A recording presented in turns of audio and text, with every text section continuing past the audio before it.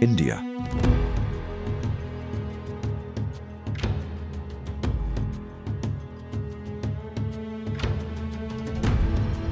A place that begins not with land, but with time.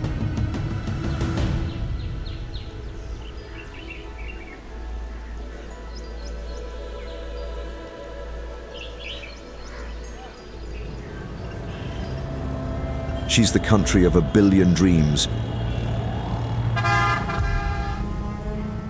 which pushes the limits of scale and endurance.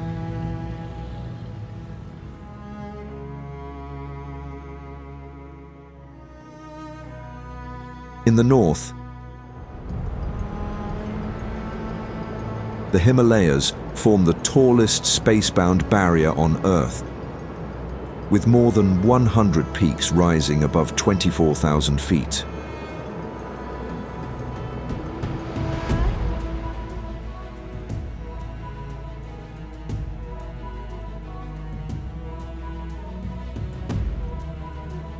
Here, the elusive snow leopard prowls as air pressure drops to half of sea level and winter winds scream at over 100 miles per hour.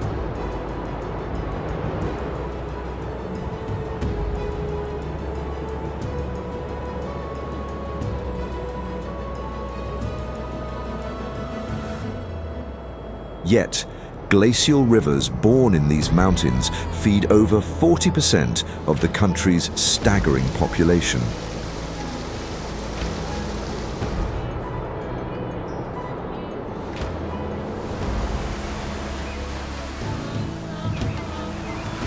Far to the south, the monsoon shapes life for over 1 billion people and animals.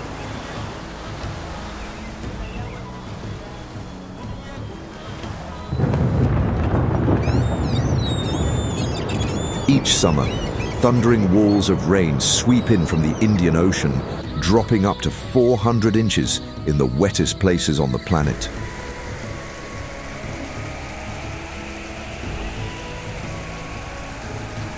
The giants of our world and other species depend upon these reckless clouds, while cities brace as rivers spill over ancient banks.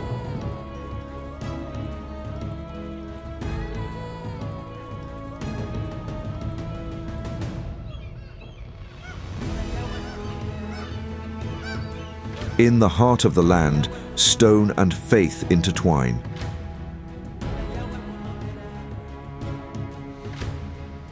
More than 2 million temples and shrines stand across India. From small roadside sanctuaries to monumental complexes the size of cities. Each is a stage for ritual. Some unchanged for over 3,000 years.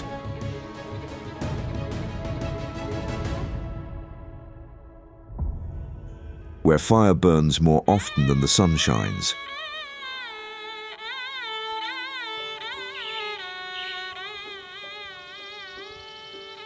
In India's west, the mind-boggling Statue of Unity towers over river and rock, iron-skinned and unmoving, facing a land that once fractured to unify.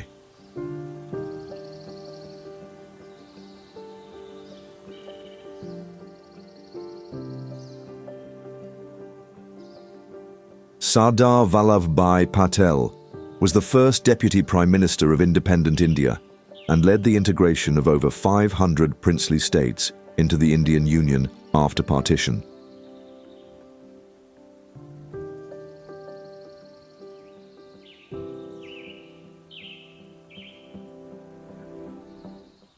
Nothing this size was meant to be forgotten.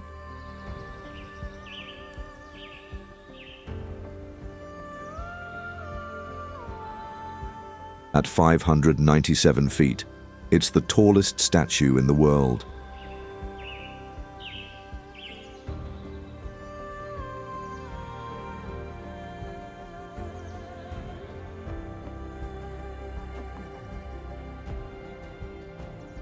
Farther west, the land begins to whiten.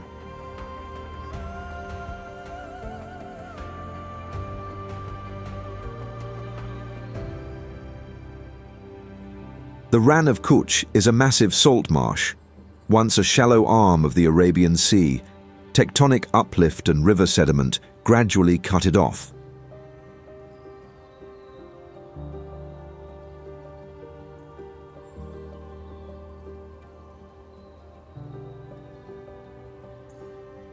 What remains is one of the largest seasonal salt deserts of its kind.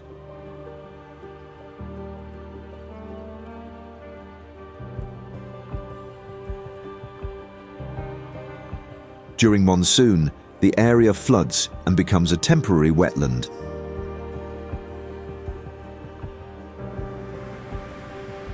Migratory birds like flamingos take full advantage of the shift.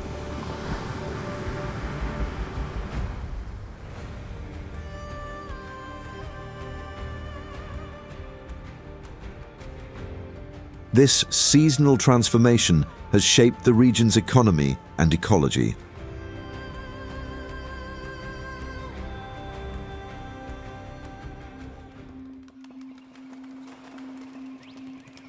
Wildlife here follows the rhythm too. The desert fox moves lightly across the salt-crusted plains.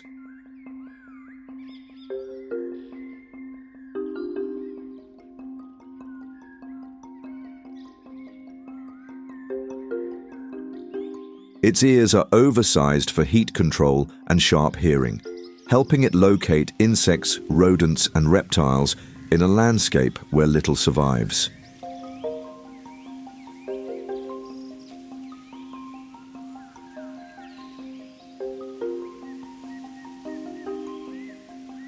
It dens in dry ground just above flood level, a peaceful place to raise young and avoid monsoon waters.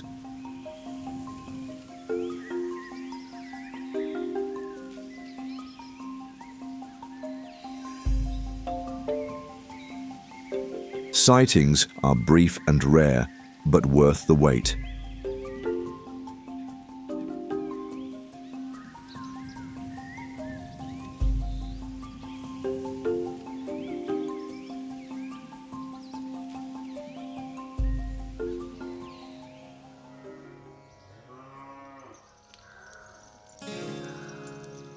Past the cracked salt of Kutch, sandstone cliffs begin to rise towards a more colourful sea of blue.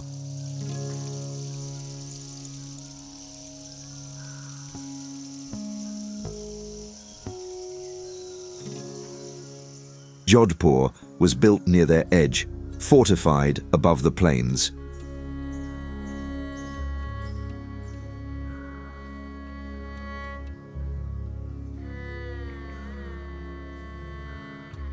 At the city's centre, Mehrangarh Fort sits, anchored to a rocky outcrop, carved from the same hill it defends.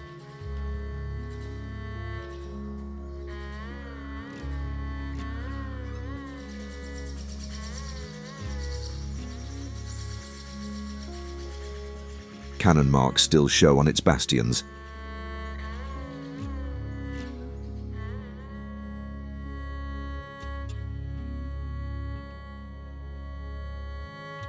Inside, stone lattice windows and shaded courtyards cool the dry heat.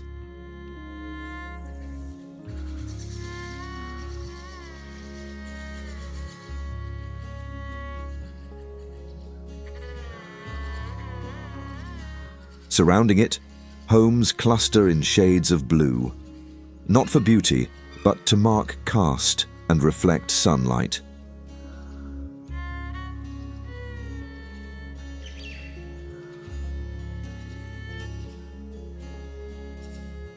The tradition spread slowly across neighborhoods until the upper city began to glow in indigo from above.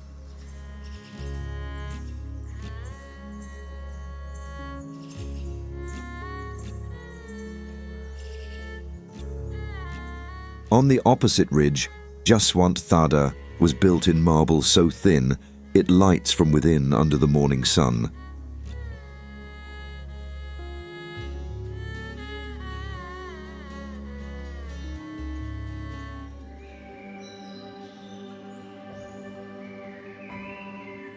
This is Auroville, which isn't ancient, but doesn't follow modern logic either.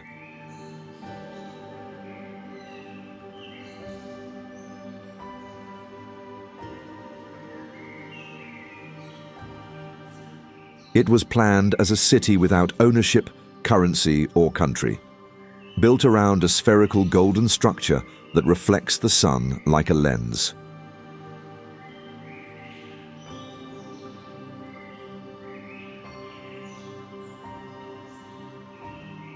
It holds no religious symbol, no allegiance, and yet pilgrims come.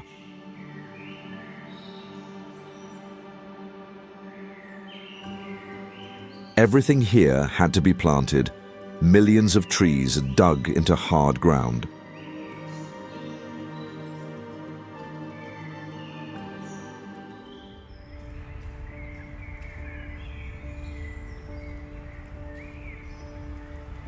Conversely, however, our journey continues to Manali, which is flourishing with life.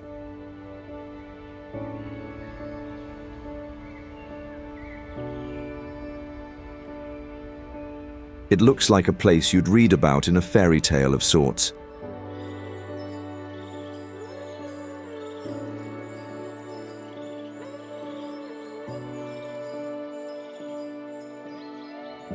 The town's old wooden homes have steep slate roofs and overhangs to survive snow, which blankets them in winter.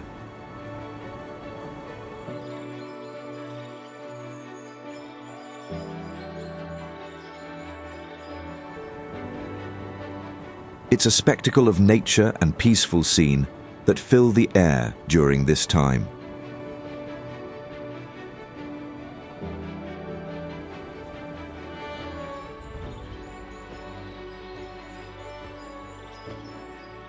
Apple orchards stretch out below as they hug onto the winding Chenab River.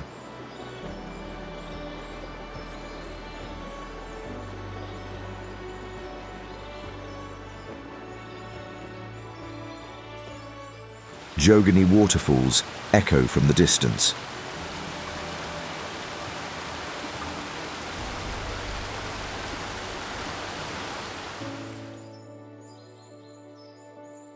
Hairpin turns wind down the mountains.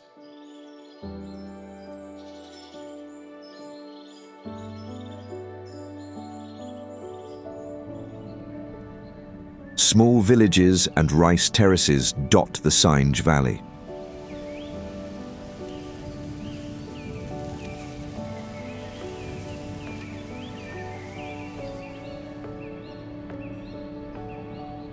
Sheep graze on the slopes and enjoy the beautiful view as much as man.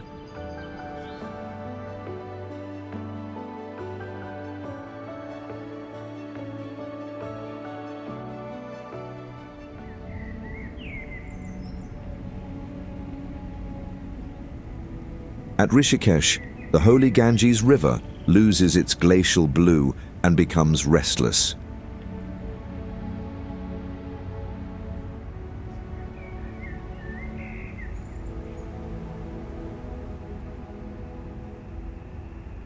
Ashrams line the banks, and sadhus gather near ghats, but upstream, the river still cuts through untouched forest.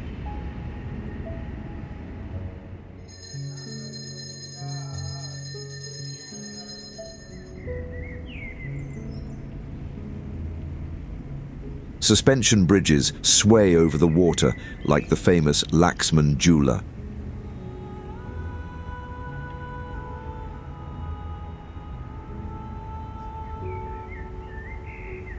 Many come here for meditation or yoga, as it's one of the most peaceful and holy places on earth.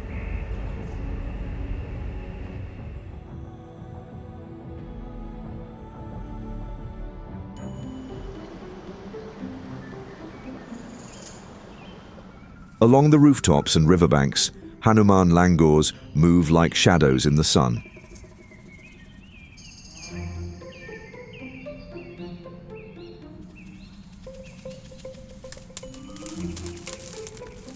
Revered as sacred, they're never disturbed.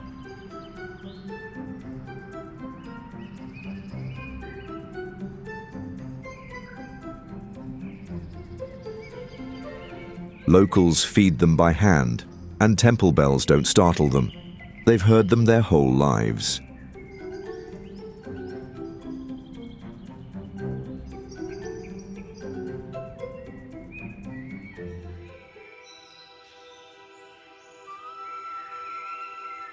In the upper parts of Uttarakhand, roads twist upward into lands prone to cloudburst and flood.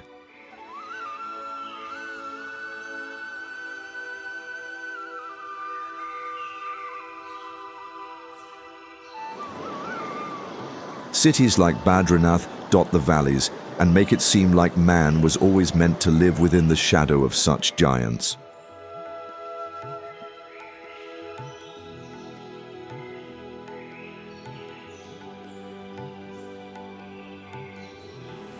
One small temple clings to a rock above the Alaknanda River.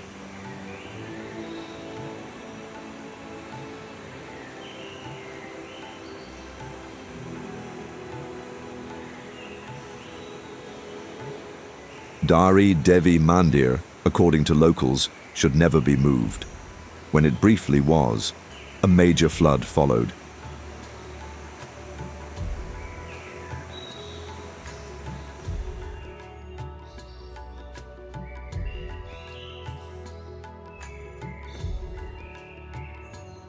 Its platform rises high above the river now, with a railing that looks too new for the stone it surrounds.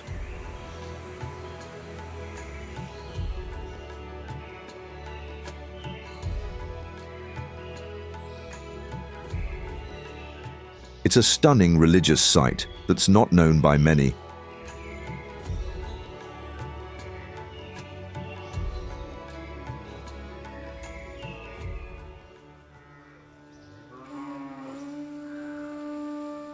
India holds some of the oldest surviving architecture and historical records on the planet.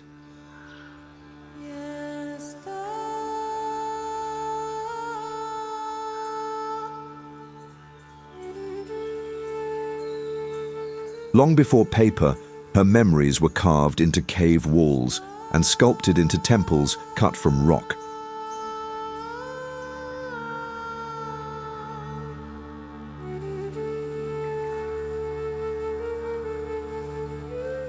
Inscriptions appear in extinct scripts. Pillars still align with the solstices. Entire cities were buried and forgotten, then unearthed centuries later.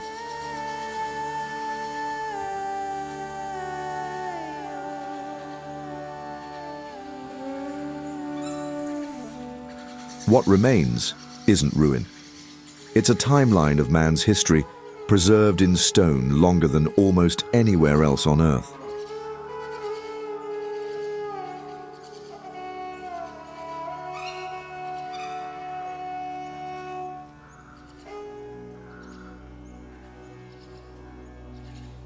Cut into a horseshoe bend of basalt cliffs, the Ajanta caves were carved between the 2nd century BCE and 6th century CE.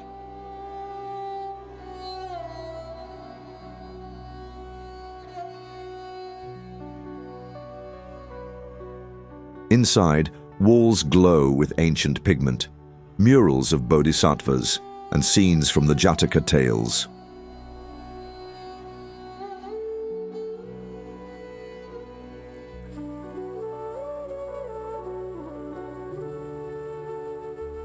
Every column, ceiling, and shrine was hewn by hand from the rock face.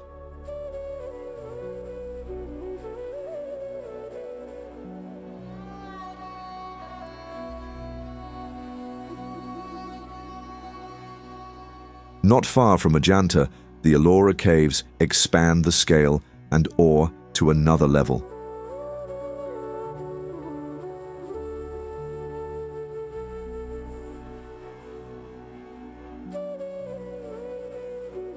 This unbelievable site has over 30 temples stretching across the hillside, each cut from solid basalt.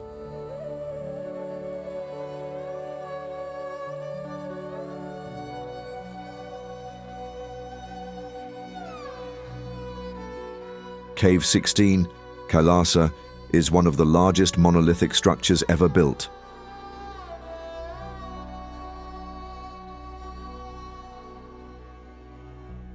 Statues of deities and elephants dot the walls.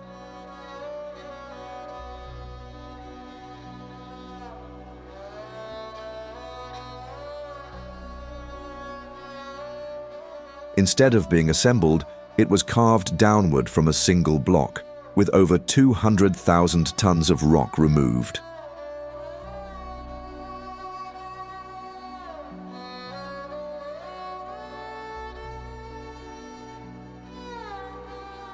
The feat seems as impossible as the Great Pyramids.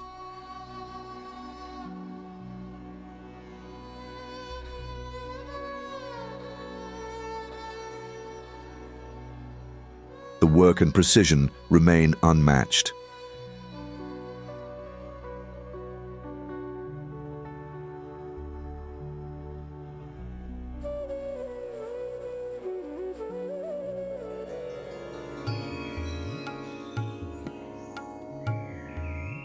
Far to the south, the landscape shifts as dry hills break apart into fields of boulders.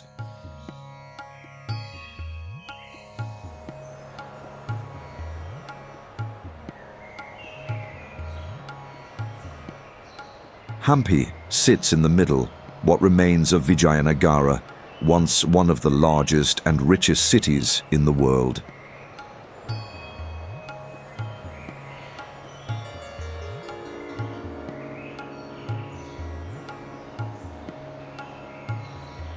Its ruins spread across 16 square miles.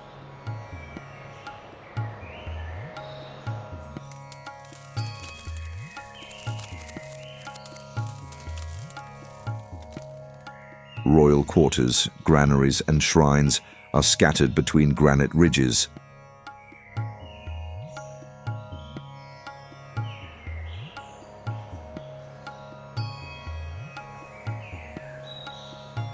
Some temples are carved straight into the stone, others raised from precisely cut blocks.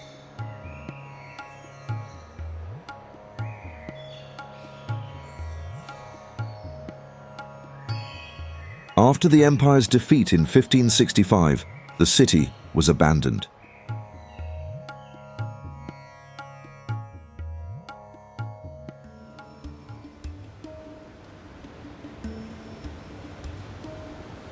Further southeast, the rock changes, but the carving continues.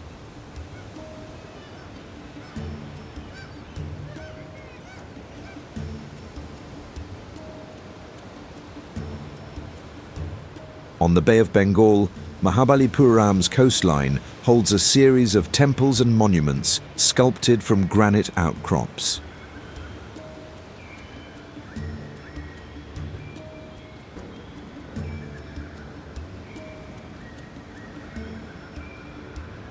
The 8th century shore temple faces the sea.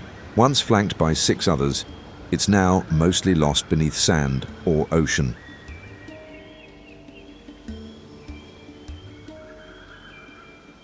Further inland, the 5 ratas appear freestanding, but each was carved from a single piece of rock.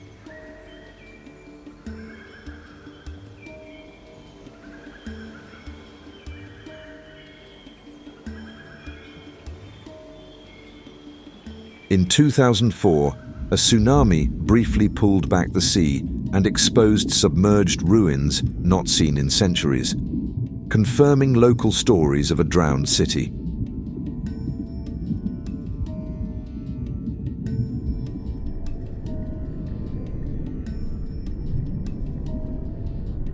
Fishermen reported stone walls, steps, and sculptures visible beneath the waves, structures long rumored in local legend.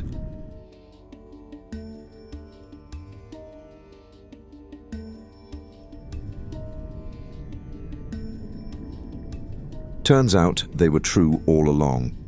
Many more may exist, as they were lost to the sea centuries ago.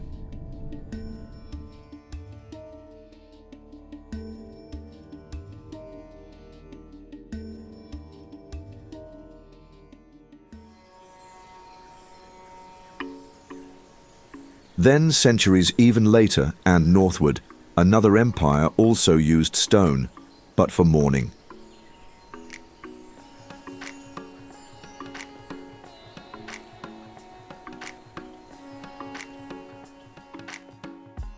The Taj Mahal began in 1631 after the death of Mumtaz Mahal.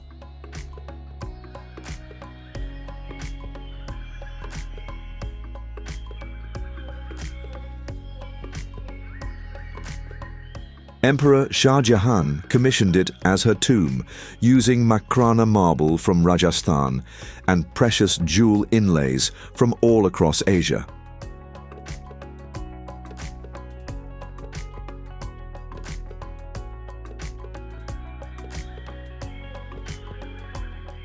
The central dome was shaped to reflect moonlight, and the 4 minarets lean slightly outward in case of collapse.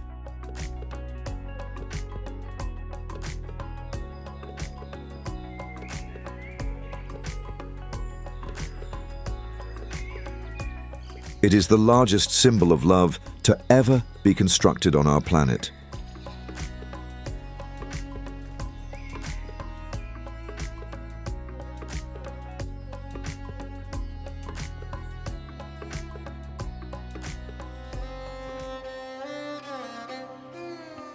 But Delhi holds the final traces of Mughal architecture.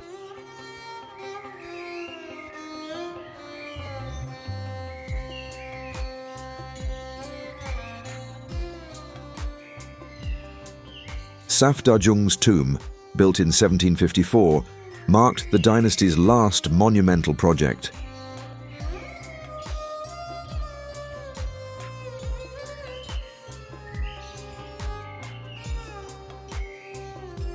Its proportions were smaller, and its stone was reused.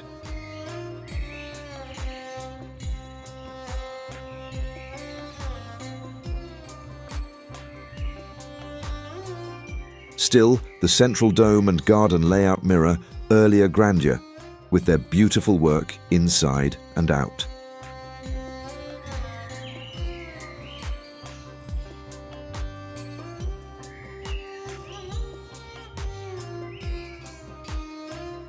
The central tomb sits where light can beam from the sides, a sight to see during dusk and dawn.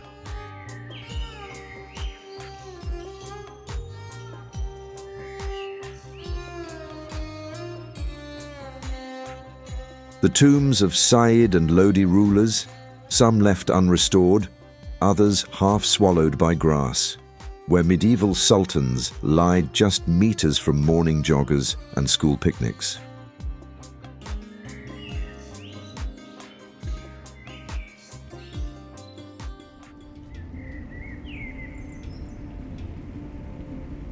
Leaving Delhi's layered tombs and late Mughal stone, the axis shifts south.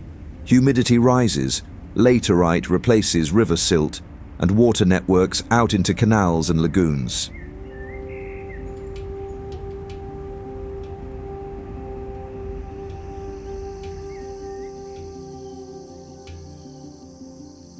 Here, architecture yields to terrain, and movement follows backwater channels instead of city roads.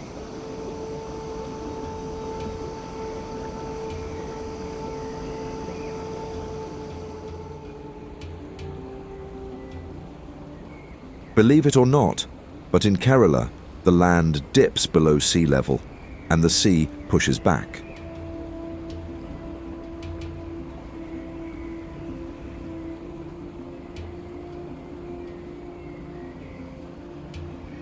The backwaters stretch over 900 kilometers as a network of canals, rivers, and lakes that flood and recede with the tides.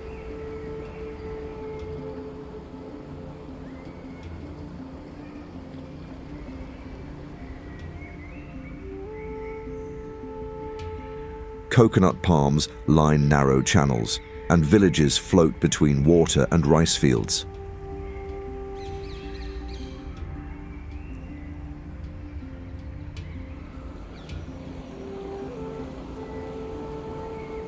Traditional Ketuvalam houseboats, once used for rice transport, now move between settlements.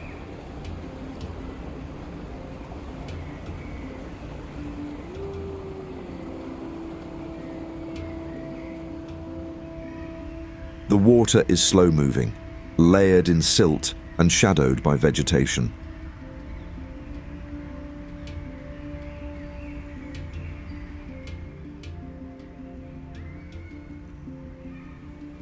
It feels calm and laid back here.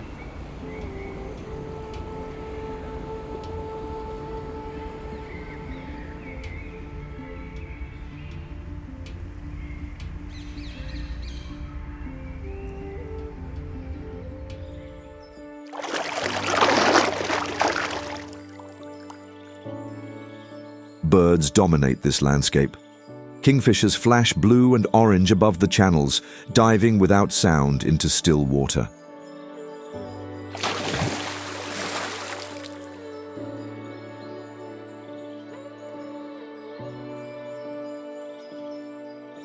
Herons patrol the banks in slow, methodical steps, while egrets follow fishing boats for scraps.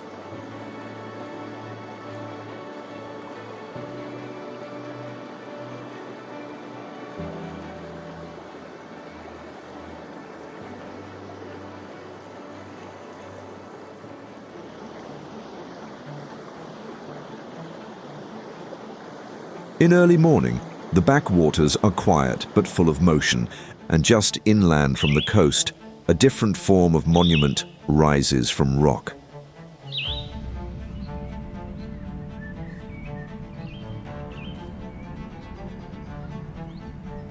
The Jatayu Earth Center holds the largest bird sculpture in the world, 200 feet long, shaped like a fallen eagle with a single wing outstretched.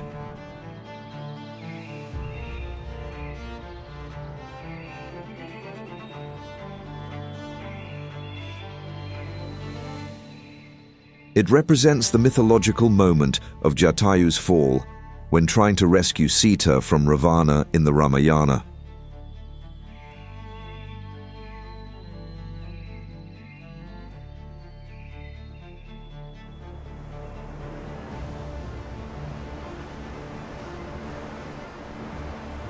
Back at the coast, Varkala clings to red cliffs that break sharply into the Arabian Sea.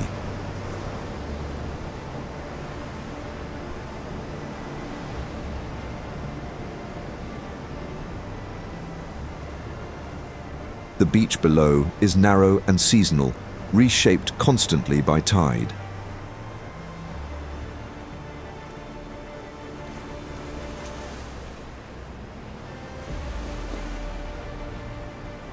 In the water, a rusted wreck sits half-buried, a stranded vessel now overgrown with algae and barnacles, surrounded by broken surf.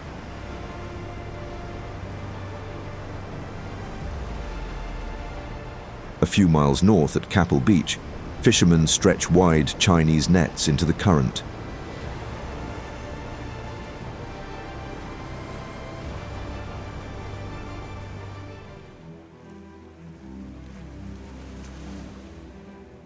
Further south, a road stretches into the sea as far as the eye can see.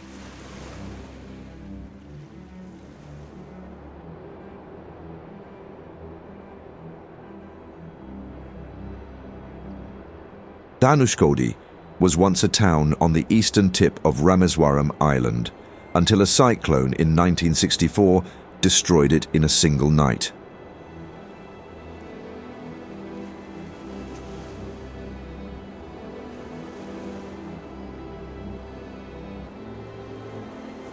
What remains now is skeletal. Walls of churches, schools, and post offices left standing in sand.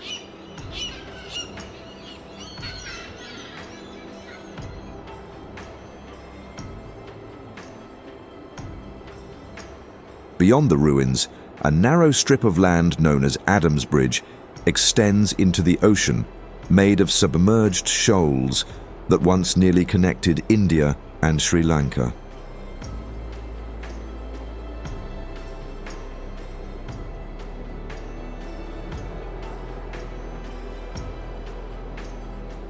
The smell of peace and surf linger in the air here.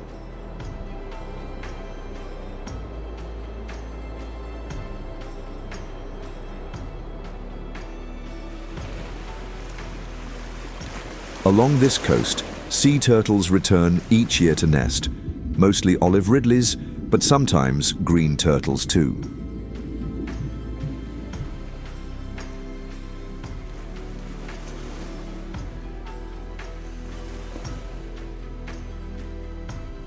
They move through shallow reef channels just offshore, silent and ancient.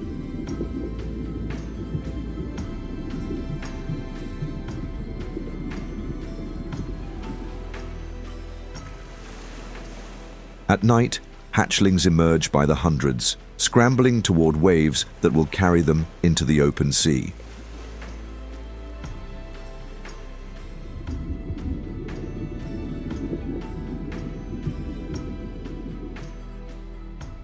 Locals protect the nests with woven covers and watch from a distance.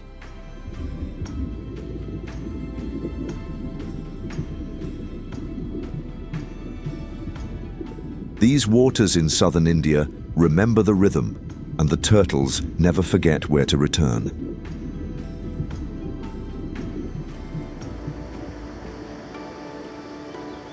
India's terrain shifts faster than its borders. Mountains collapse into plains, rainforests give way to salt flats, and deserts sit beside flood-fed lakes.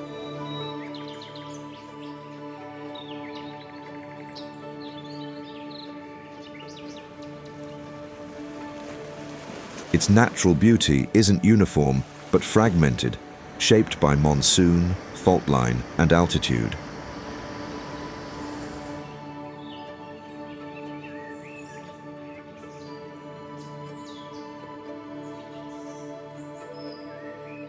Some of its wildest places remain hidden within these collisions.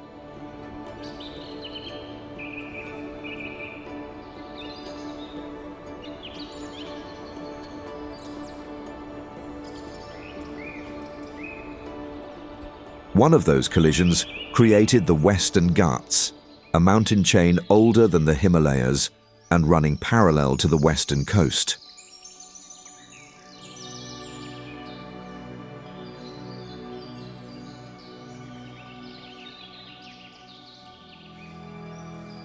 Its slopes catch the full weight of the southwest monsoon, making it one of the most biodiverse regions in the world.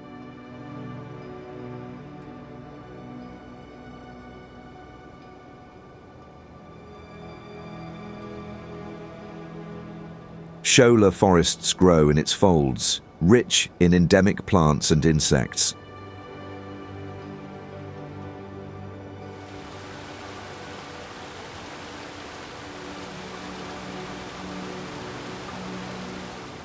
Elevation changes within minutes.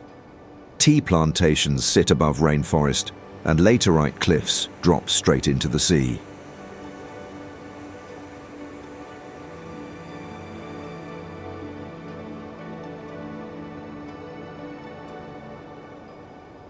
The valley stretches forever. Waterfall roars echo further than sight.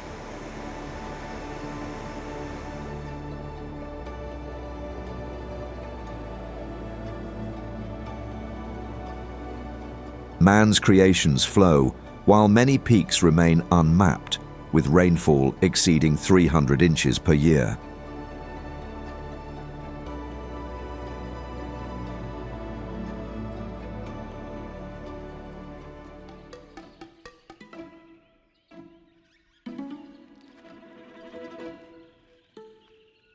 Asian elephants still move through these forests in tight family herds, following seasonal paths across ridgelines and plantations.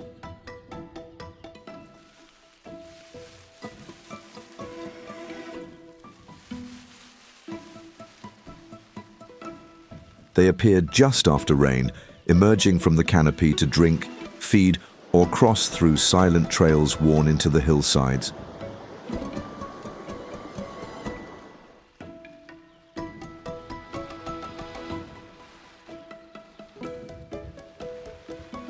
Their presence feels ancient, tied to the rhythm of monsoon and forest growth.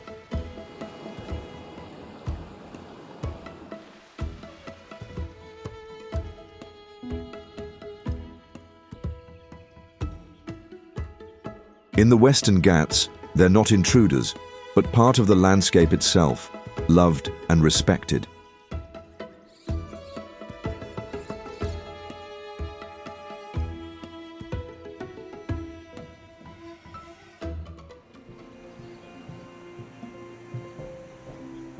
Along one of its deeper river valleys, water gathers force.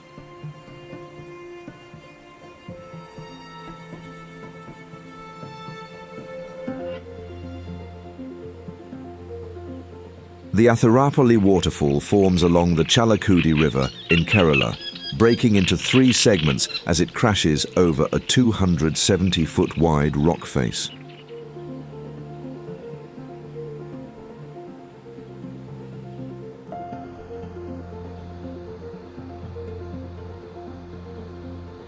The surrounding forest is part of the Vasachal Reserve.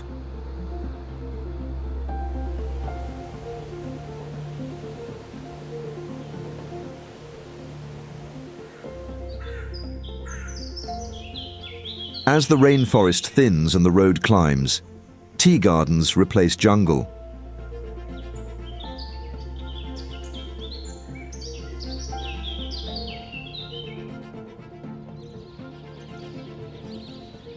Munnar sits high in the Western Ghats at over 5,000 feet, where altitude flattens into rolling hills lined with eucalyptus and trimmed rows of tea.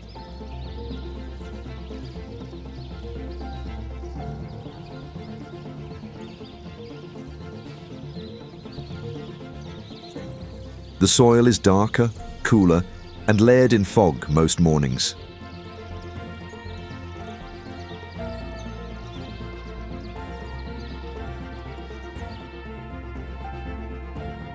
Old colonial bungalows remain on ridge tops, left behind on old plantation roads.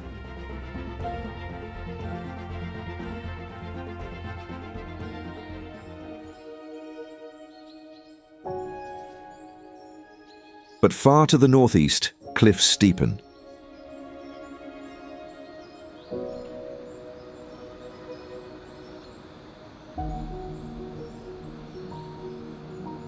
Nokkalikai Falls dives 1,115 feet from a high plateau near Cherrapunji, the wettest inhabited place on Earth.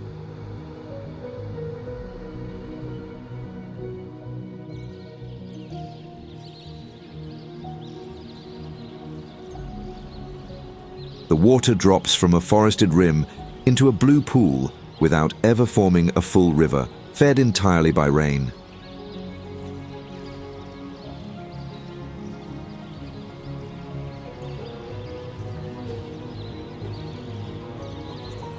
By the way, have you checked out the free Travpedia VIP link in this video's description? It's your gateway to travel deals and products for Globetrotters. No sign-up is required. Head on over to travpediavip.com today and begin your journey for free.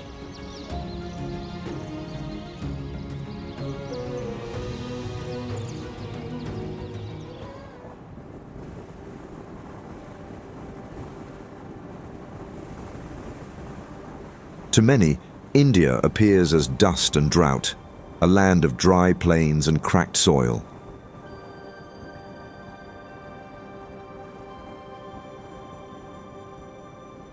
But water never truly disappears here.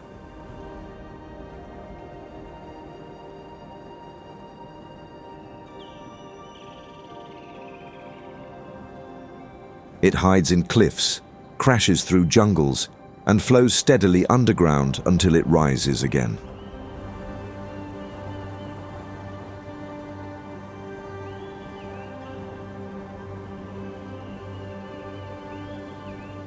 In the northwest, it shaped the first cities where the Indus Valley civilization emerged over 4,000 years ago along the river that still shares its name.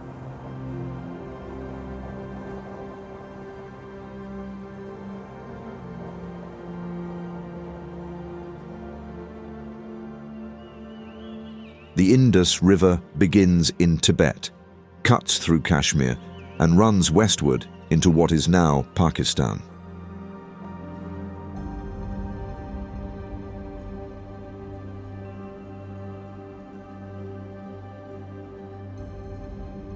Settlements dot the river as it flows as a life-giving force to these rather barren-looking lands.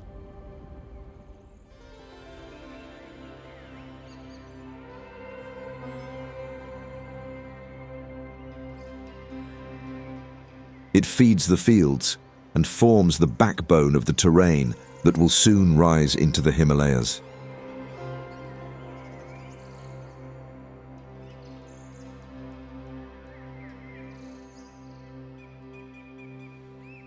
This is where the vertical world of India truly unfolds.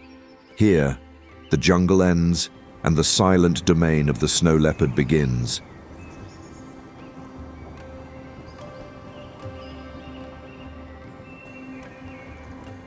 This elusive predator silently hunts in rocky terrain nearby.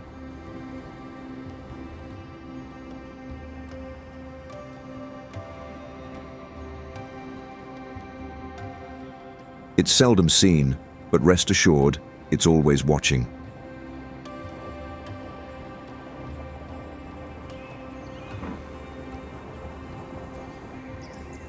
Yaks and cattle roam open pastures, essential to local livelihoods.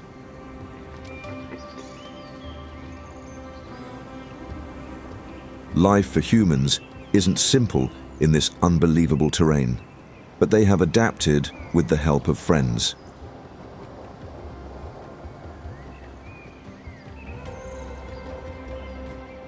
Mules and horses graciously help transport goods where roads end.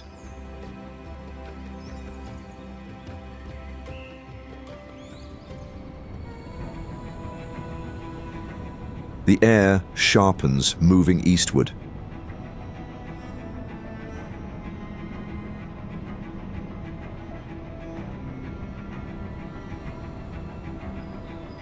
Roads narrow, altitude climbs, and color drains from the landscape.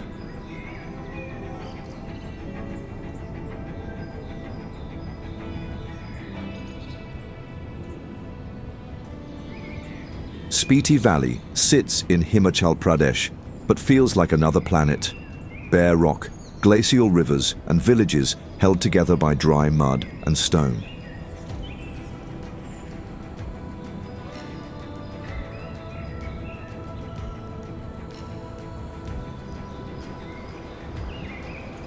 Winters last for half the year here.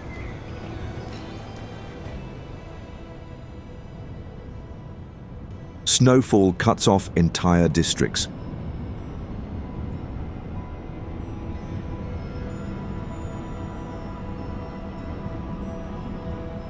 In this terrain, Key Monastery sits atop a hill like it's grown there.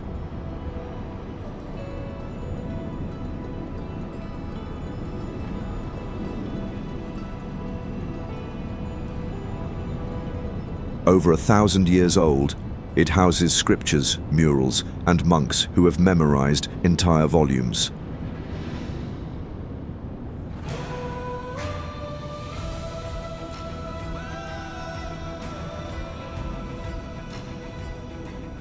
Below, the town of Kaza serves as the valley's functional center.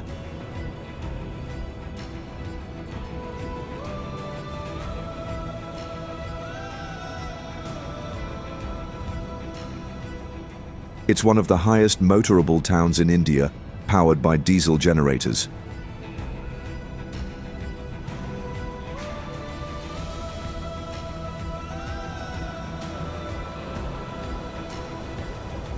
Nearby, the Chicham Khas Bridge spans a deep gorge at over 13,500 feet, making it one of the highest suspension bridges in all of Asia.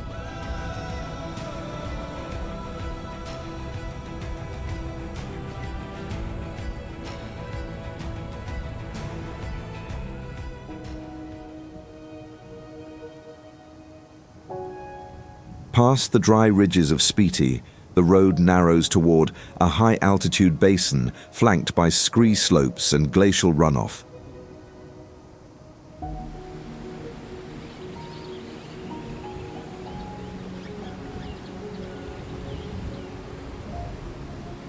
Chandratal Lake sits at 14,000 feet, its curve reflecting the peaks that feed it.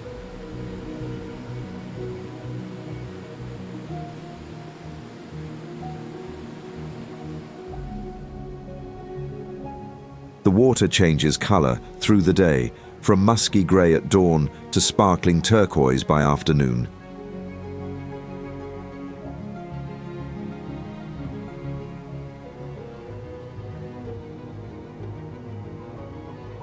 It has no inlet, yet it stays full as snowmelt seeps from the mountains.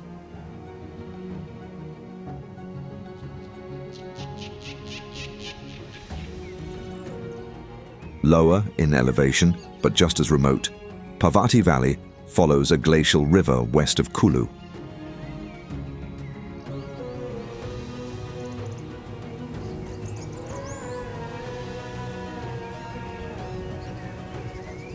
The valley is steep, forested and unstable, prone to landslides and sudden rain.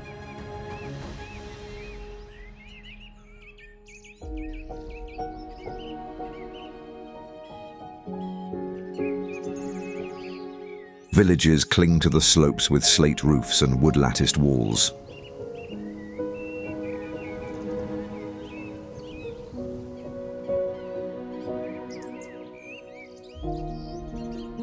Some roads here aren't roads at all, just narrow ledges carved into the mountain.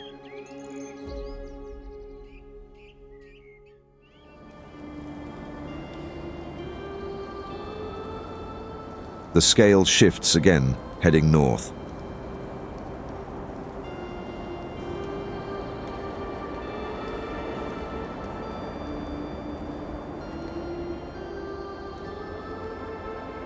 Ladakh opens up into a high-altitude desert with peaks over 20,000 feet and a valley floor that stays dry year-round.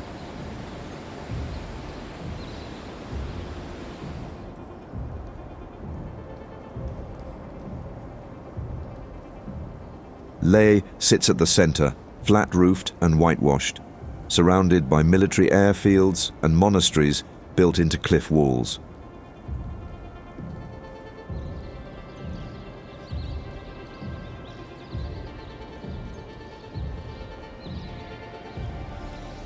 In summer, the Manali-Leh and Srinagar-Leh highways become arteries of movement. Motorcycles, trucks and convoys push through thin air and melting snow.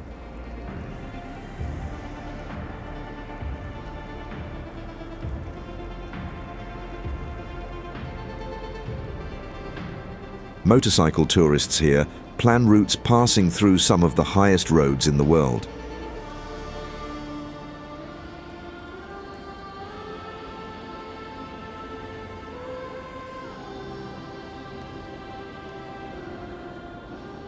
Lamayuru Monastery sits on a ledge above a dry canyon called the Moonland, molded by erosion and salt sediment.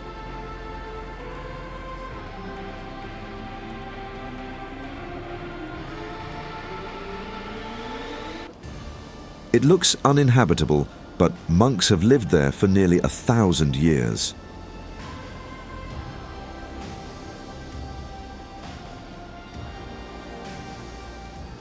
The road continues north, rising again to cross Kardung La, once considered the highest motorable pass on Earth.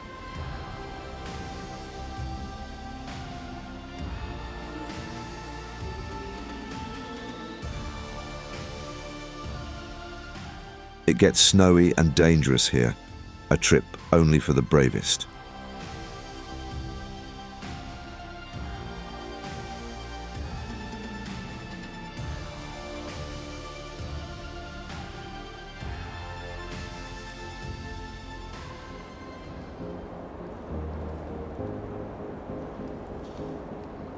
Just beyond it lies a surprise.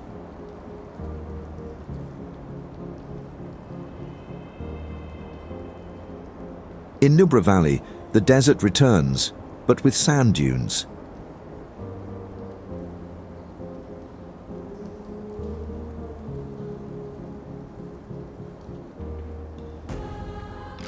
All while, the rivers run silent through wide floodplains.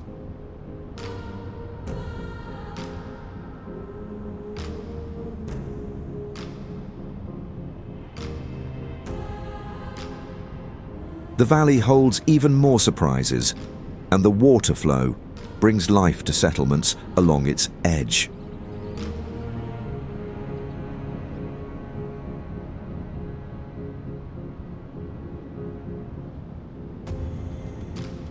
The Diskit Monastery stands on a rocky outcrop above, with its prayer flags overlooking the dunes.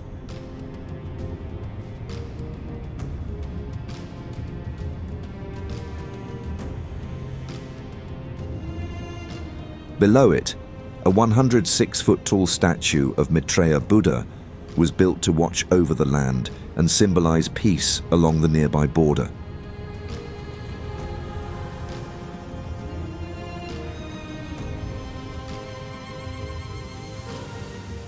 The land softens and pine forests return.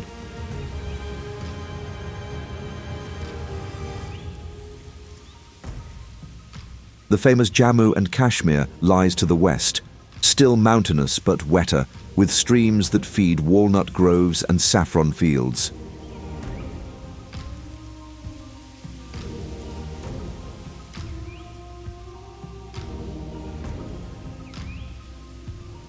Srinagar floats on Dal Lake.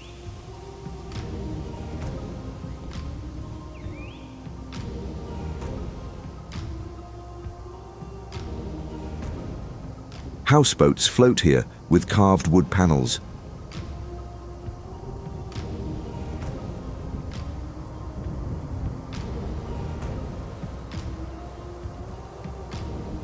Shikaras reflect in the water as fishermen and traders navigate its flows.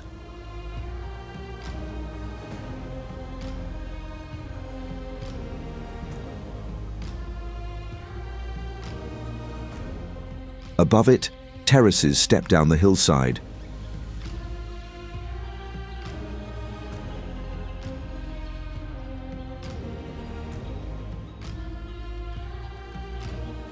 In winter, entire villages close off from the world.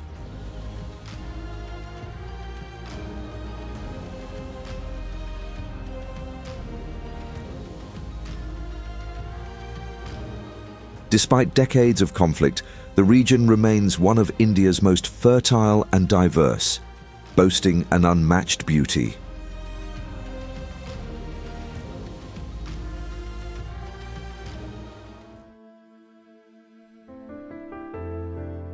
To the east, a different altitude takes over.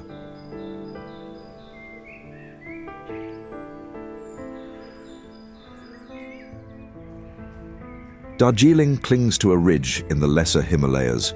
Its streets cut into steep hillsides between tea estates and colonial-era rail lines.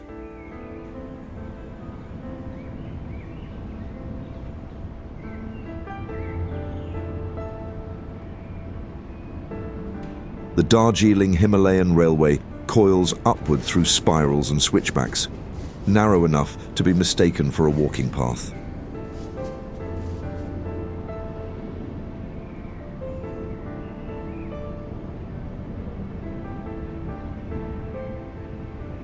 The air smells of moss and damp wood here. It's pleasantly intoxicating.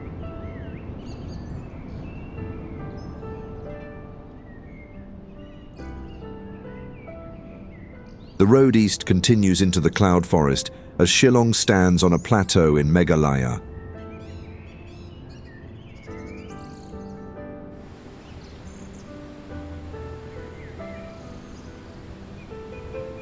It was built around cliffs, waterfalls, and hidden caves carved by rain.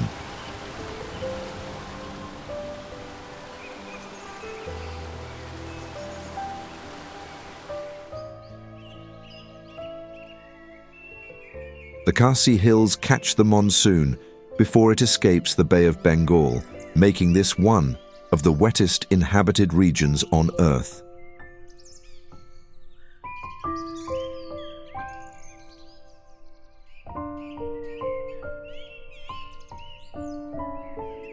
Living root bridges, formed from trained aerial roots of fig trees, still carry people over rivers swollen with floodwater.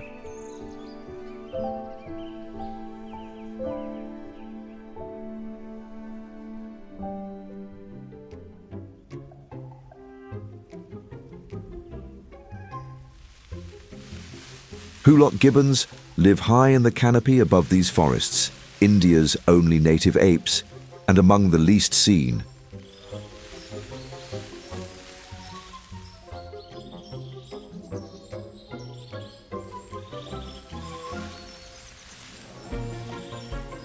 They travel in mated pairs, swinging from branch to branch with incredible precision.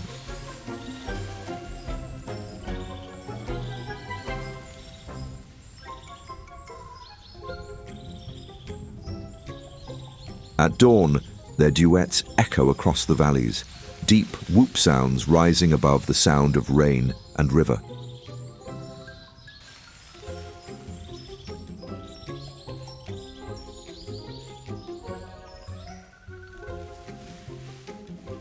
Gibbons rarely touch the forest floor.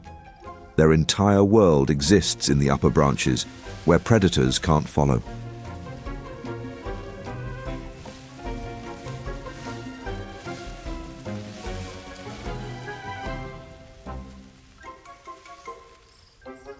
Enjoying this documentary?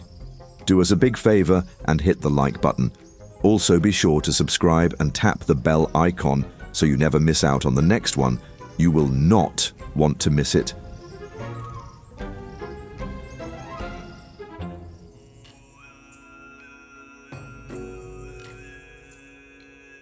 Above and behind all these places are the Himalayas, a tectonic wall still rising each year.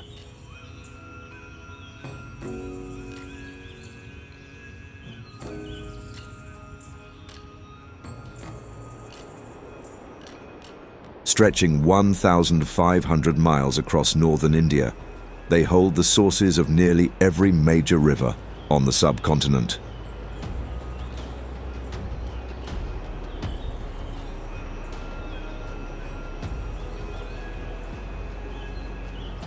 Glaciers feed the Ganges, Brahmaputra, and Indus.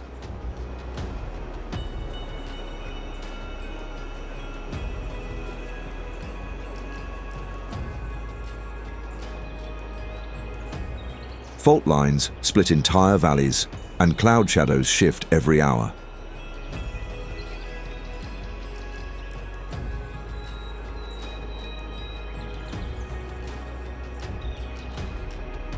Snow leopards walk ridge spines, unseen.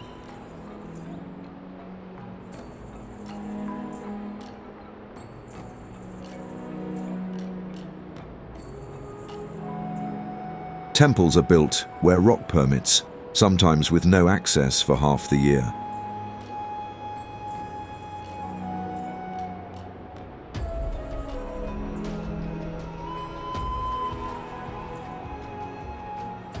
In some parts, the altitude is so high that nothing grows but ice.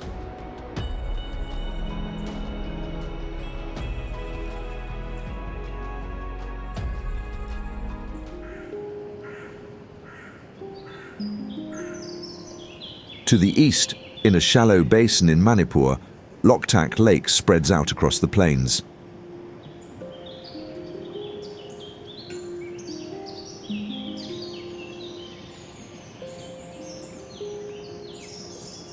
It's India's largest freshwater lake, but more than that, it floats.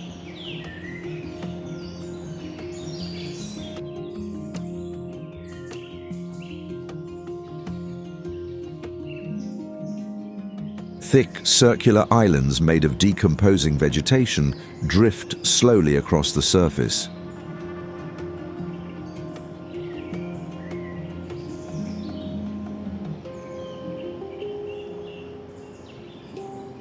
Some are stable enough to walk on.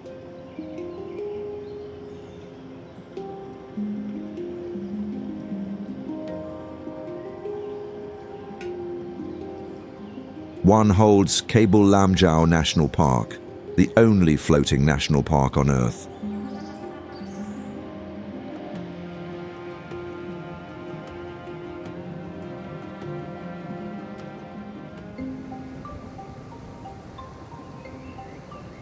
Wild water buffalo graze here in scattered herds, their long horns curved like arcs of steel.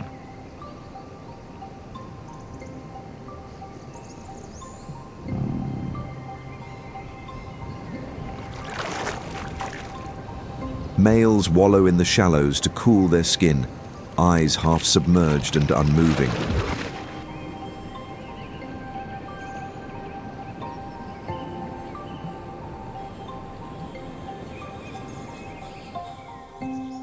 These are not domestic animals.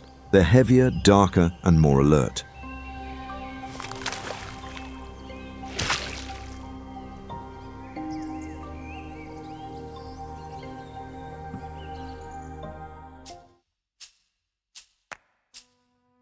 Rain falls unevenly across India, causing some regions to hold water year-round, while others lose it by morning.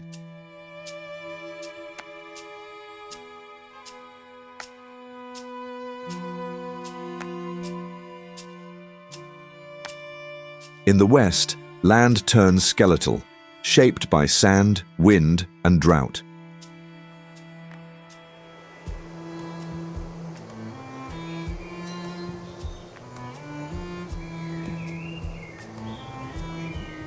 But even in these dry zones, kingdoms once rose, building palaces above lake beds and carving entire forts into desert ridges.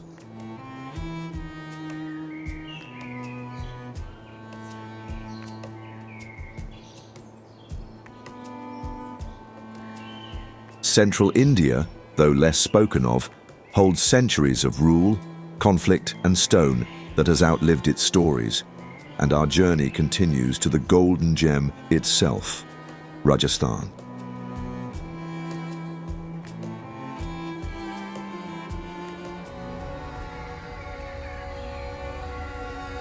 Jaipur was designed before it was built, one of the first planned cities of India.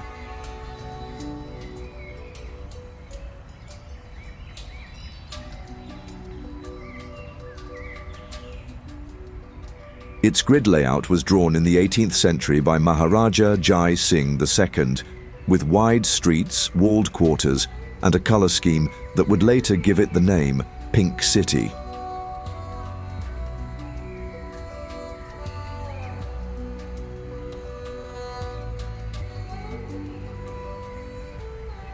It was once fully enclosed by a fortified wall nearly 6 meters high, built with 7 main gates to control movement in and out of the city.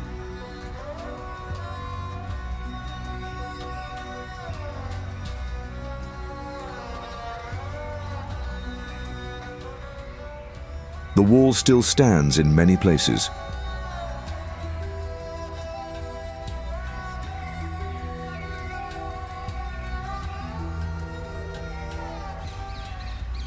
Outside the old city, Amber Fort rises from a crag above Mayota Lake.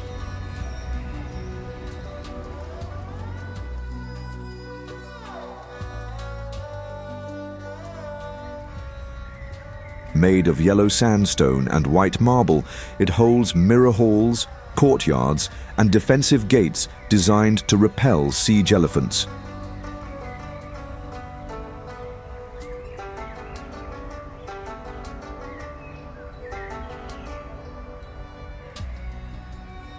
The fort's long switchback approach was once climbed by war elephants, now replaced by foot and jeep.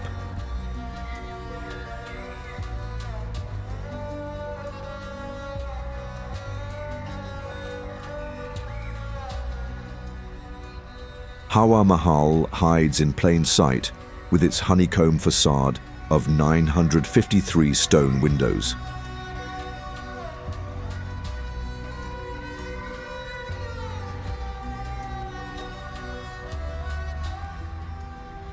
They were angled to let air flow through, and women of the royal household see the street without being seen.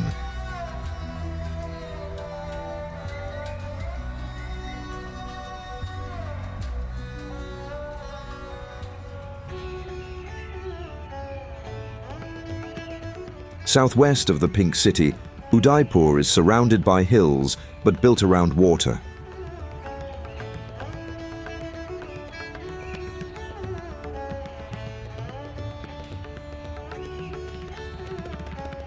Artificial lakes stretch between palaces, causeways, and ghats.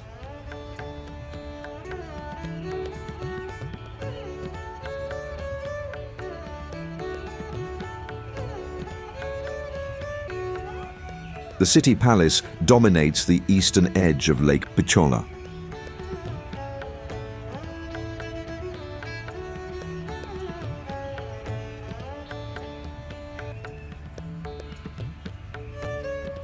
Balconies face the water, and interior courtyards rise in stepped tiers.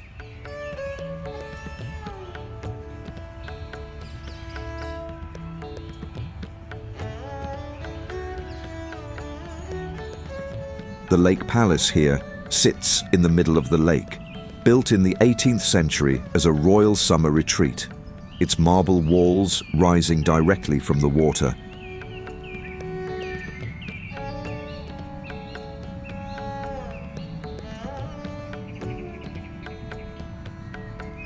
It's accessible only by boat.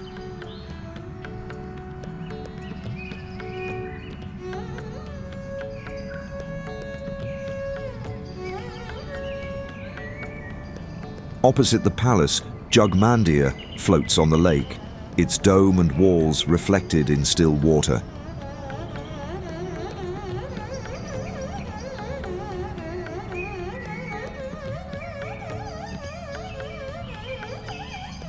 The city feels like a place truly fit for royalty, something I can say from personal experience.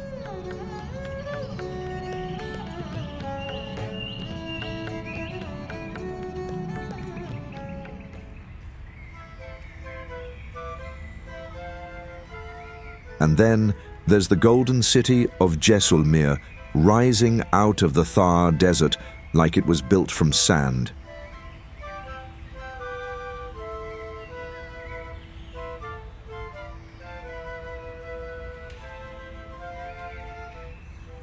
Its fort isn't a ruin, it's alive.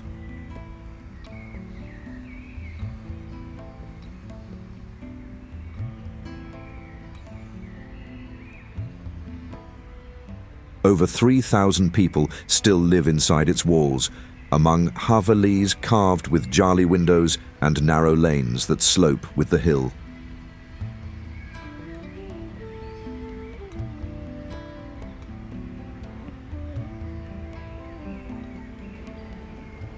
Outside the ramparts, Gadsisar Lake stores monsoon runoff in a man-made basin once used to supply the entire city.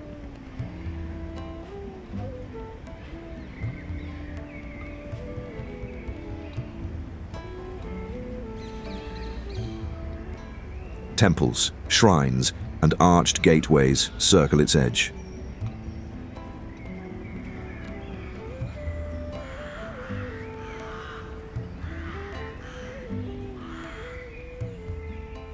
To the west, the Samsan dunes form long ridges shaped by desert wind, bare of vegetation, crossed by camels, and silent after dusk.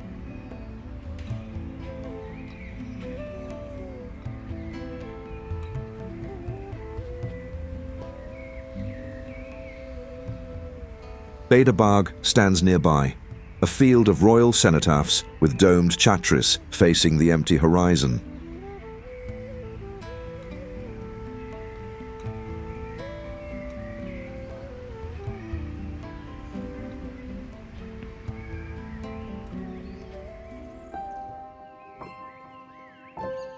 Indian peafowl nest nearby, weaving through the land just after sunrise.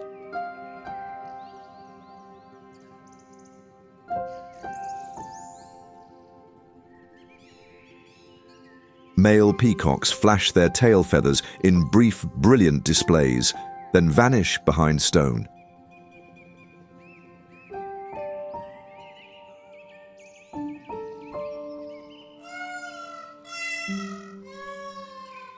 Their calls are sharp and sudden, echoing across empty desert air.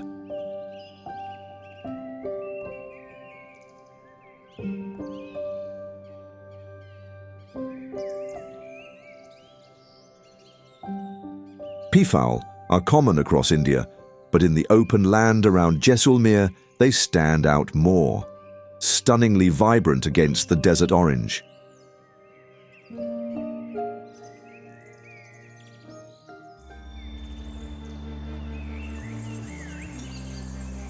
No country on earth holds as many active places of worship.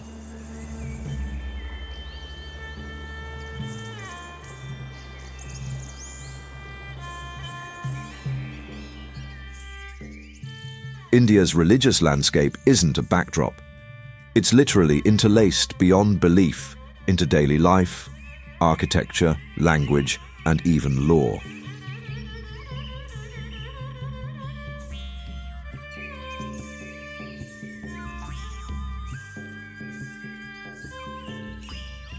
Faith here has been practiced continuously for thousands of years, across hundreds of sects and dozens of major traditions.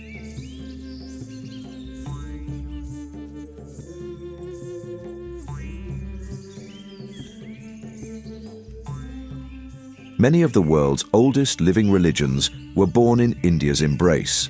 She is, in many ways, the religious capital of our planet.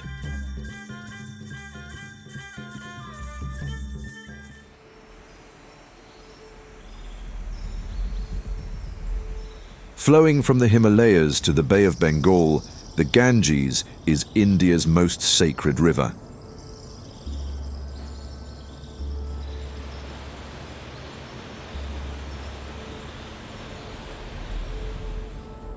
Worshipped as the goddess Ganga, its waters are believed to cleanse sin, carry prayers, and guide souls toward liberation after death.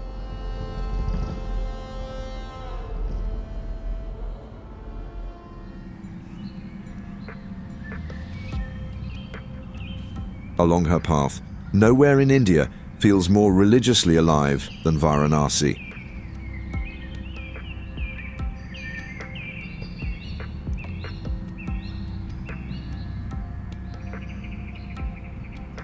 It's not centered around one temple or shrine. The entire city functions as a sacred system.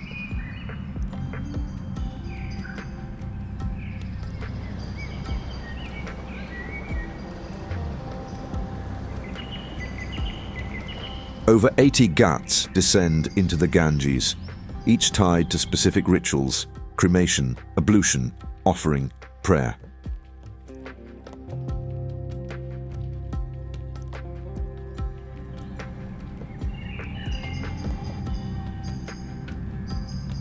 Behind them, thousands of temples crowd narrow lanes.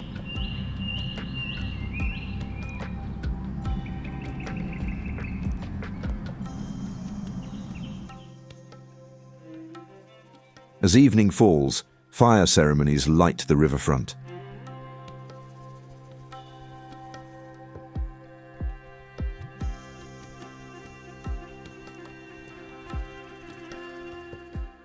Priests lift lamps in synchronized arcs during the Ganga Aarti as chants, bells, and conch shells rise together over the water.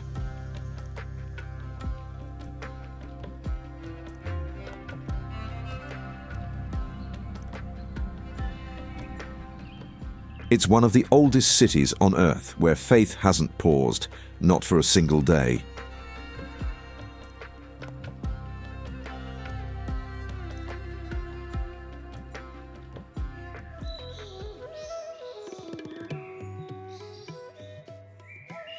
In Delhi, Swaminarayan Akshardham dominates the eastern skyline.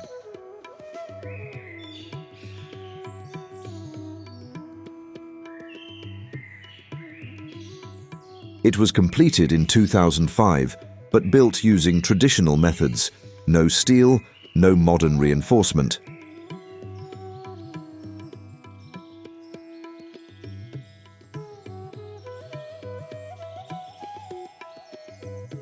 Just interlocked sandstone and marble, carved by over 8,000 artisans and aligned to ancient Vastu geometry.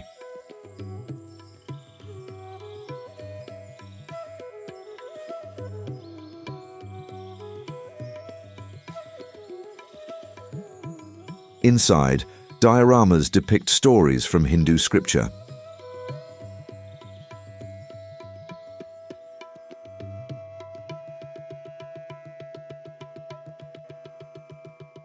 The site is absolutely stunning at nighttime, with its ethereal glow.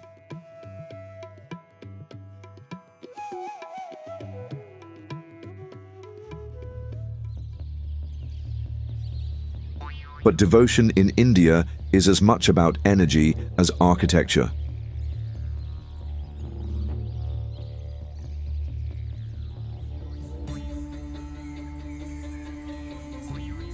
During Holi, the Sri Ras Bihari temple in Vrindavan dissolves into clouds of color.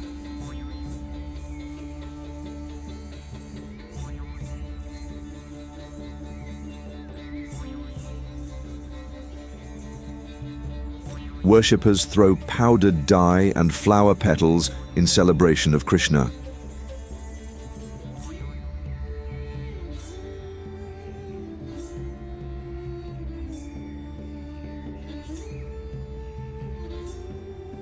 The temple is modest in size, but at its peak, barely visible beneath pigment, drumming, and the weight of the crowd.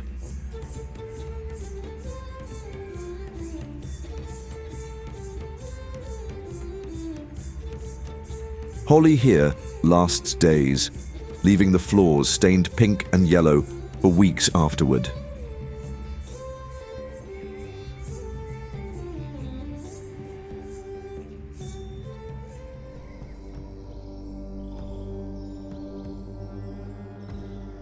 Khajuraho's temples were carved over 1,000 years ago.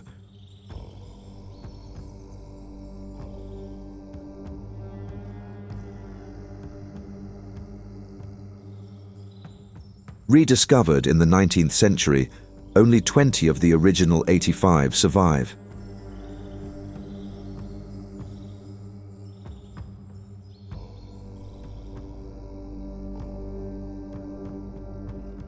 Their outer walls show thousands of sculptures, deities, erotic dancers, rituals, phallic symbols of fertility, and moments from epics.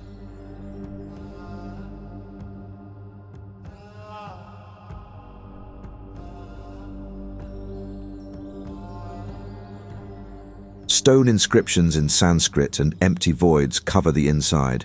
No dancers, no worldly motion, clearly symbolizing that sin of the outside world has no place within the sanctum.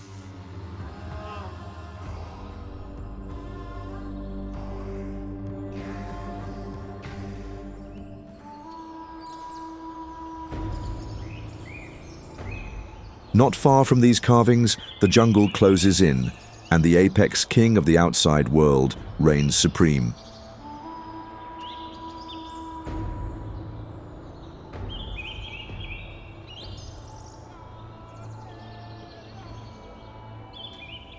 In central India, Bengal tigers still rule with quiet certainty.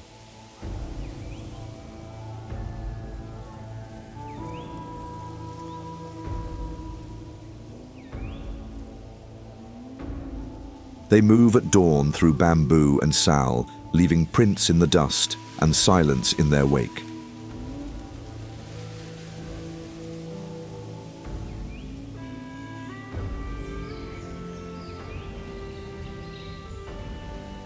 Sightings are rare, but their presence is never in doubt.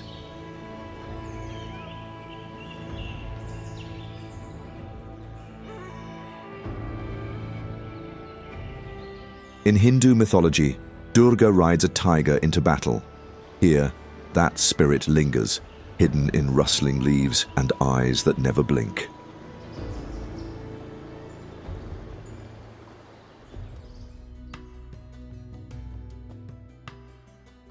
Back in Rajasthan, worship climbs into the hills.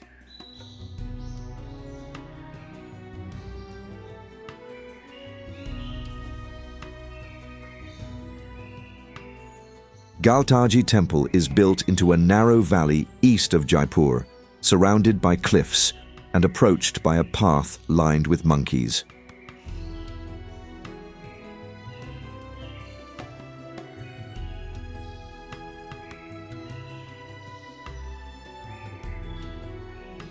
The complex holds multiple shrines dedicated to Surya, Krishna, and Hanuman. But its heart lies in a series of spring-fed tanks, natural kunds used for ritual bathing.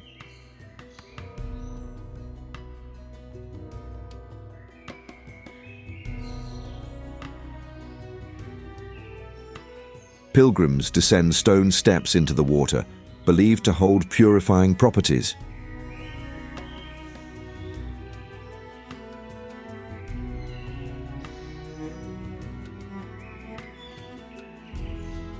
The temple blends into the cliffs behind it, and macaques move freely through its corridors, unfazed by the scent of incense or prayer chants echoing around.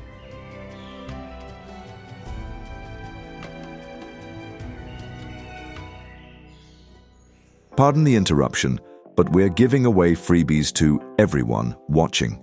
If you love exploring our beautiful planet, there's a revolutionary new AI-powered travel app you need to know about. And Travpedia viewers get a special, free bonus just for tuning in today. It's called Trav Genius, your personal travel companion that helps you plan trips and get recommendations personalized to you from scratch, even when you don't know where to start. Already done your planning? Trav Genius also keeps everything organized in one place and manages your journey while you're on the move. You can even collaborate with friends and get smart, real-time tailored recommendations anywhere in the world. It's an absolute game changer, and we think you'll love it. The app is completely free to download. For a limited time, Travpedia viewers will get early access and a full month of the app's premium version, including powerful AI features, absolutely free. Head to travgeniusinsider.com right now before the insider preview registration window closes. It's completely free and you will not want to miss it.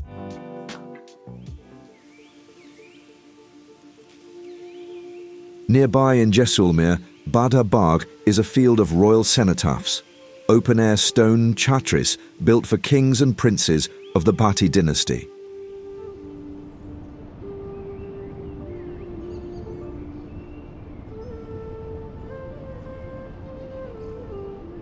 Each dome rests on a different set of carved pillars.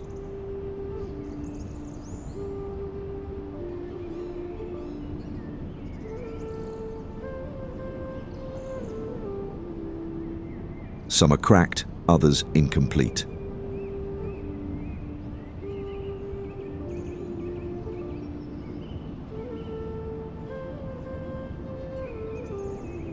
The last cenotaph was never finished, abandoned after the royal line ended.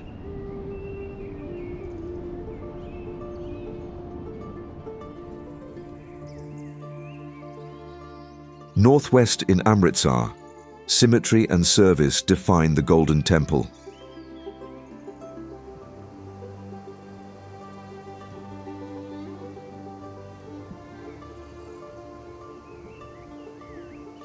Surrounded on all sides by the Amrit Sarovar, or Pool of Nectar, its sanctum is wrapped in 750 kilograms of gold.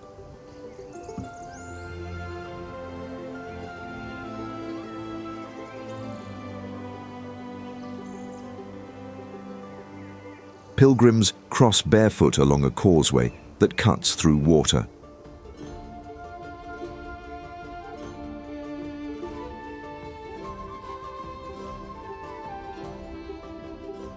Inside, Sikh scripture is read continuously, day and night.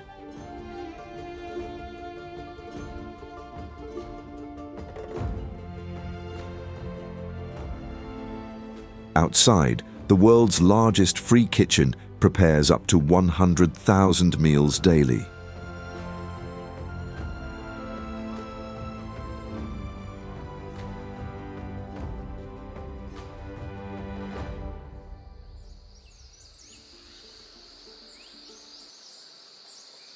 In the far south, worship takes on color and density.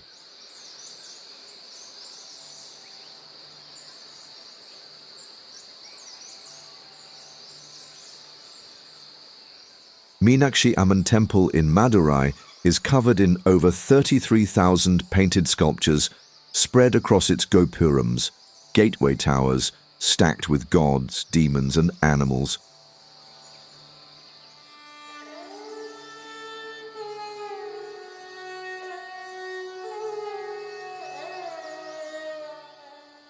During festivals, entire elephants are led through its courtyards.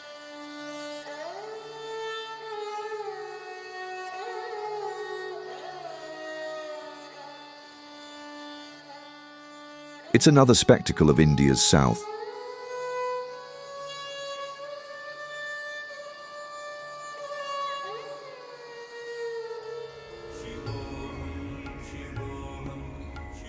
From color to scale, the statue of faith pushes into a different kind of devotion.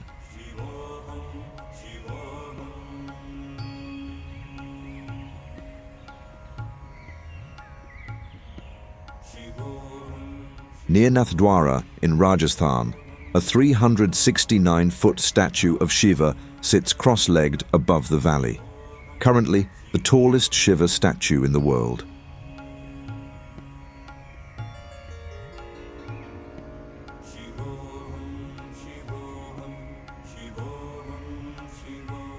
Made of concrete and bronze, it can be seen from 30 kilometers away.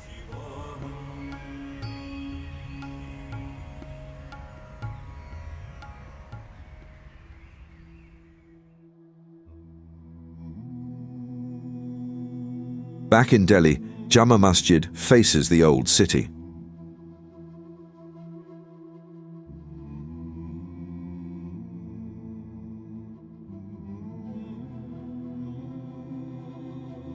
Built by Shah Jahan and completed in 1656, it remains one of the largest mosques in India.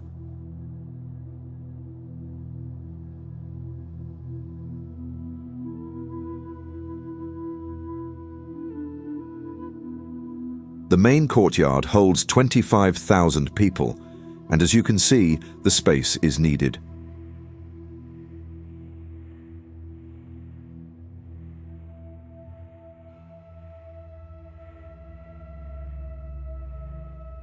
Red sandstone steps lead up from 3 directions.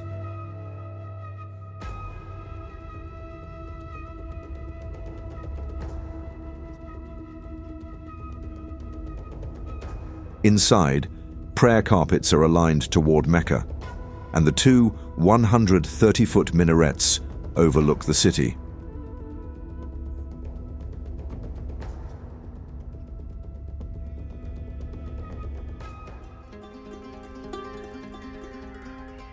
India's cities move faster than their buildings can age.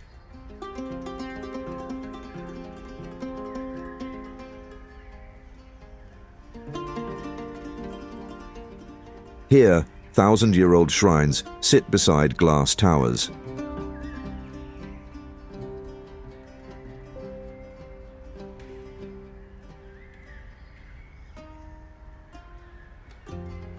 Metro lines cut through ancient markets.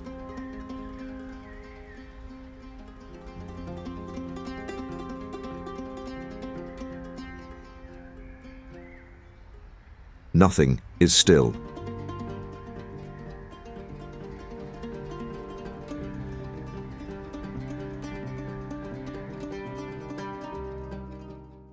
Street vendors, traffic, festivals, and construction all run at once.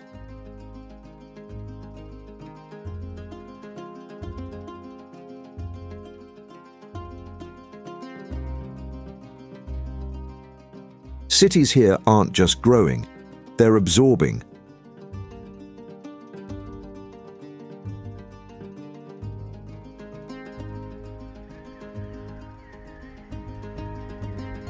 Rural life, digital infrastructure, regional language, religious ritual, it all converges.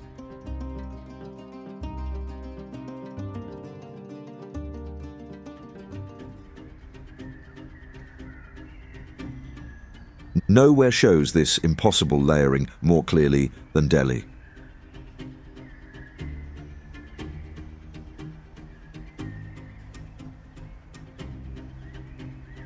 The city has been built and rebuilt at least 7 times.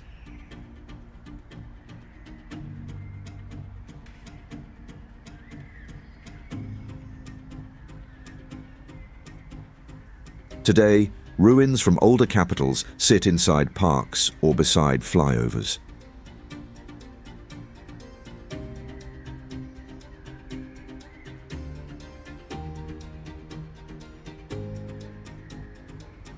Old Delhi is dense, narrow lanes, hanging wires, mandirs, havelis and bazaars compressed into walkable chaos.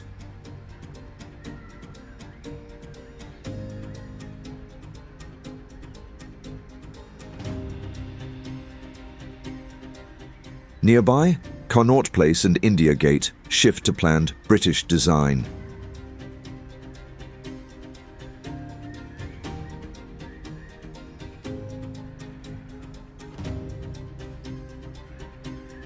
Metro lines connect everything here.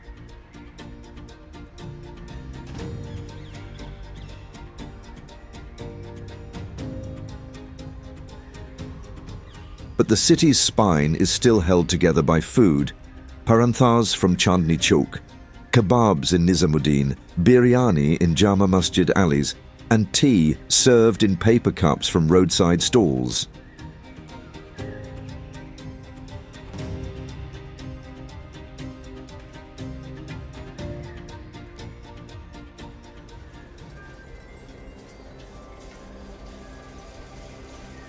Southwest of Delhi, Mumbai moves with different momentum.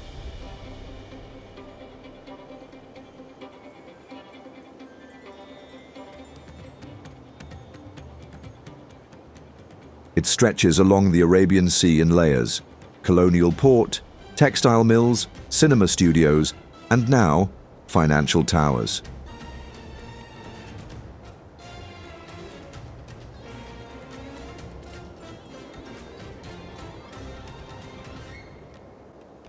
Skyscrapers rise above informal settlements.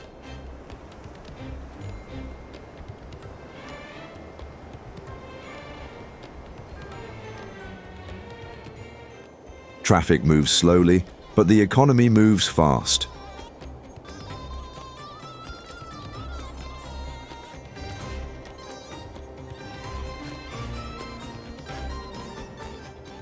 The city is home to Bollywood, which produces more films than any industry on earth.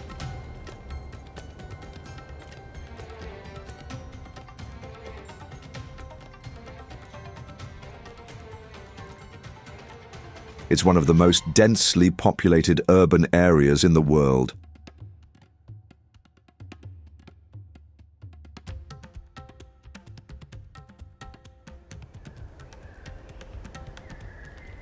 Trains run full before sunrise.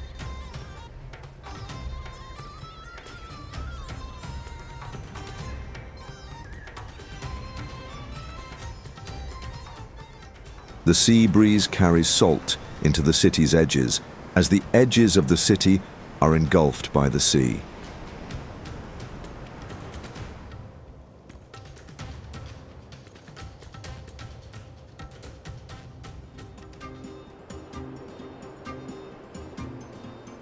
South of Mumbai, the pace shifts again.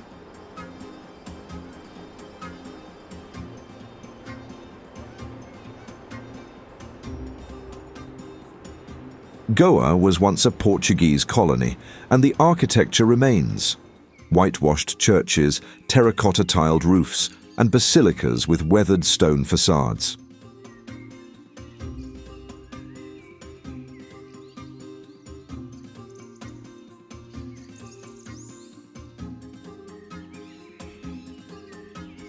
But its city life isn't just colonial leftovers.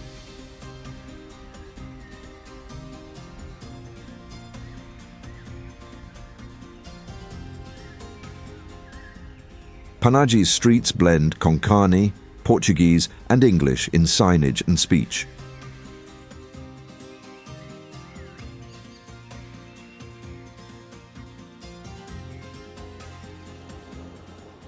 Beyond the tourist beaches, neighborhoods pulse with local rhythm.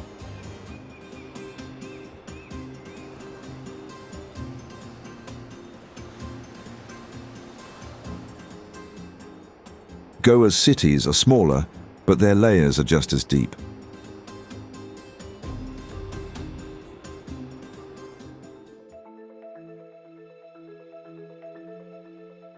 India is home to nearly every major world religion, practiced side by side in public view.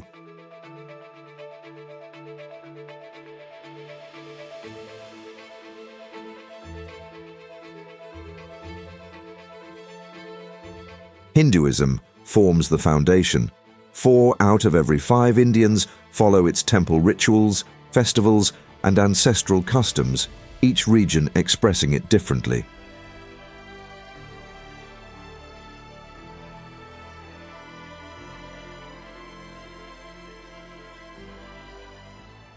Islam shapes daily life for roughly 1 in 7, from the blue mosques of Kashmir to Eid prayers echoing through cities.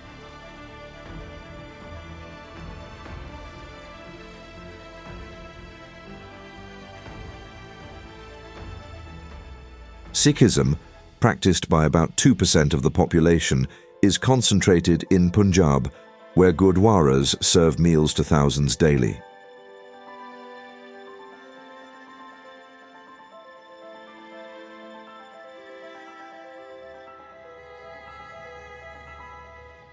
Christianity, while a minority, threads through Kerala, Goa, and the northeast, with centuries-old churches and hymns in native tongues.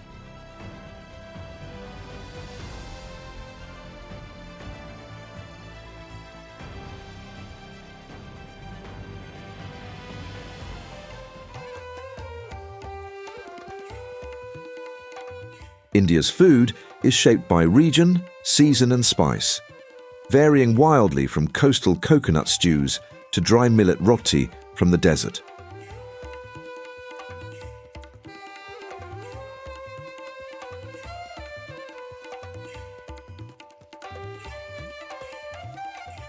No single dish defines it, but each one says something about the land it came from.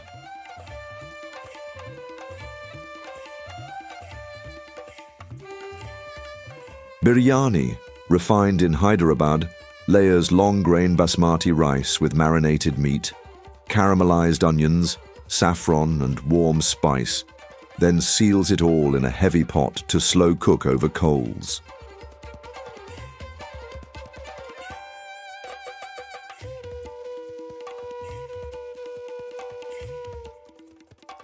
The flavor is smoky, floral, and rich, with each layer revealing a different texture and depth.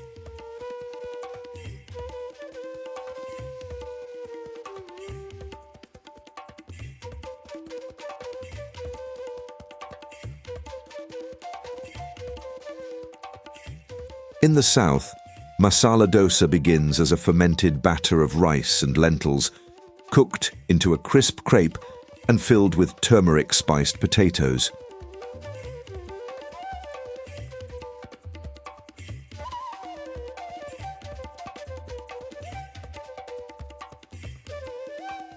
Served with sambar and coconut chutney, it's tangy and savory, light to the touch but deeply filling.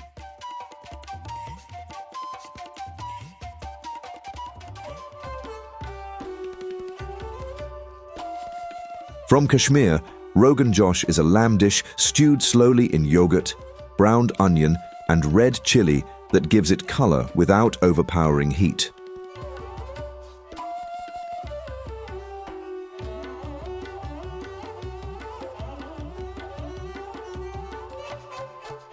Its texture is soft, its warmth lasting, made for cold nights and flatbread.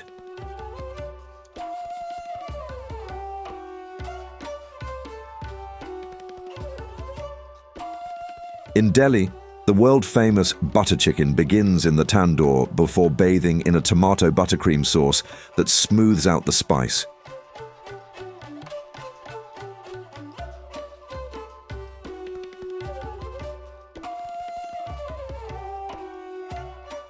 It's smoky, sweet, and rich, eaten with naan that pulls the sauce from every surface.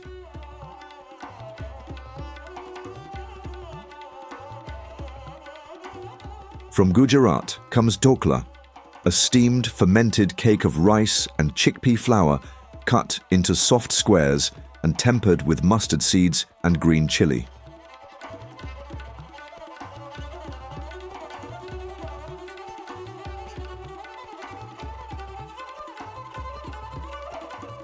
Light, sour, and fragrant, it's often served for breakfast or as a street snack.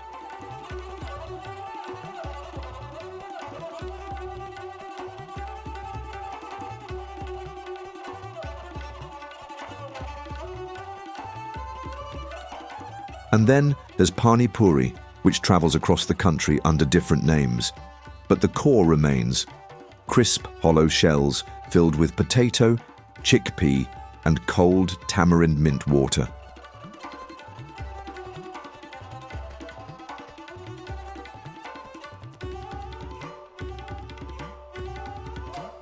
It's swallowed whole, spicy, sour, and sweet all at once.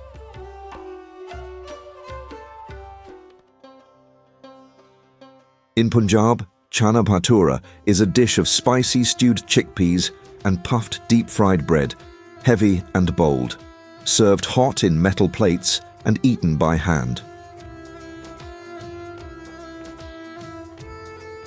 On the coast of Kerala, Meen curry simmers local fish in coconut milk, tamarind, and curry leaves until it turns sharp and silky.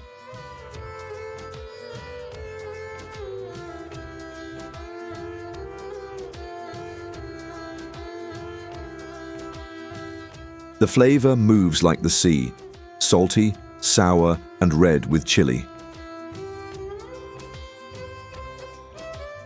Winter in Punjab brings sarson da saag, slow-cooked mustard greens with garlic and ginger, paired with cornmeal flatbread toasted over fire.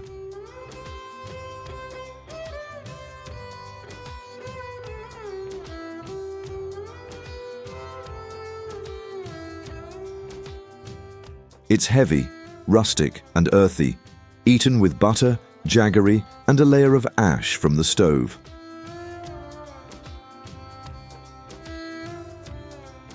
And to top the list off, across all regions, jalebi hangs from racks beside street stalls, a coiled dessert deep-fried and soaked in saffron syrup.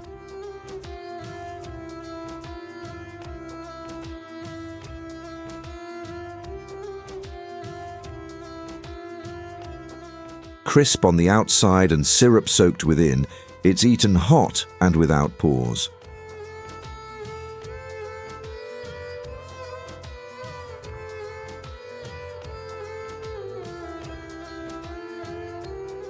The flavor and warmth is intoxicating, I can say from experience.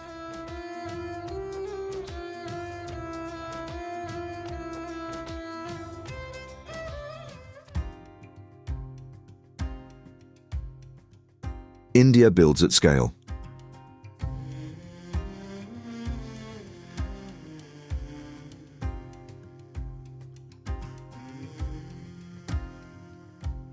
It's one of the largest producers of textiles, pharmaceuticals, and steel in the world.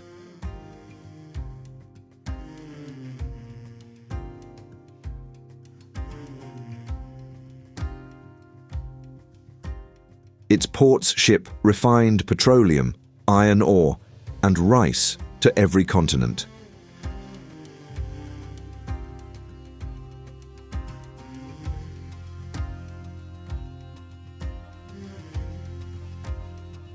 In the north, Ludhiana powers garment factories that run through the night.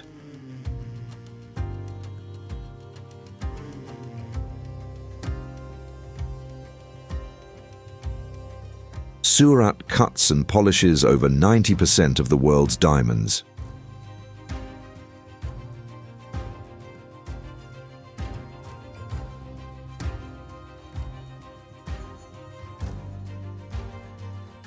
In the east, steel cities like Jamshedpur and Rourkela grew around the furnaces.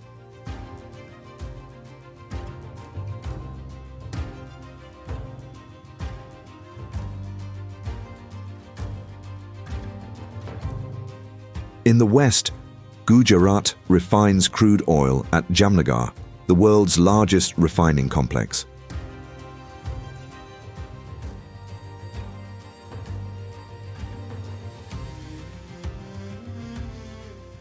Bengaluru exports software, Mumbai exports finance, and Chennai builds cars.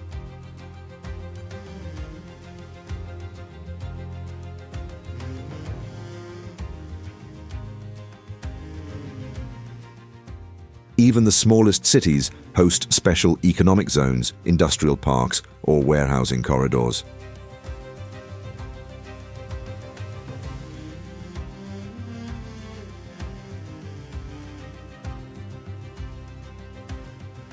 Between temples and farmland, factories hum at the edge of town, quiet from the road, but always running.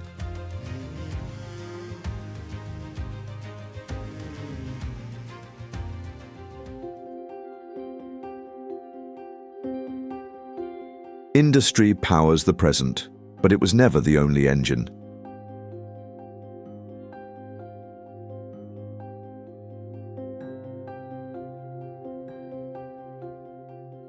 Beyond the factories and ports, the land still moves to older rhythms of pilgrimage, harvest, and monsoon.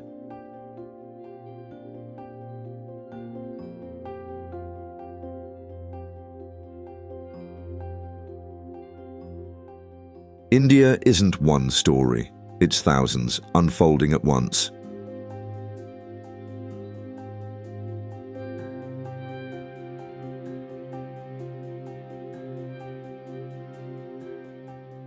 Enjoyed this epic journey? Make sure you're subscribed and click this thumbnail to watch the next documentary. See you soon.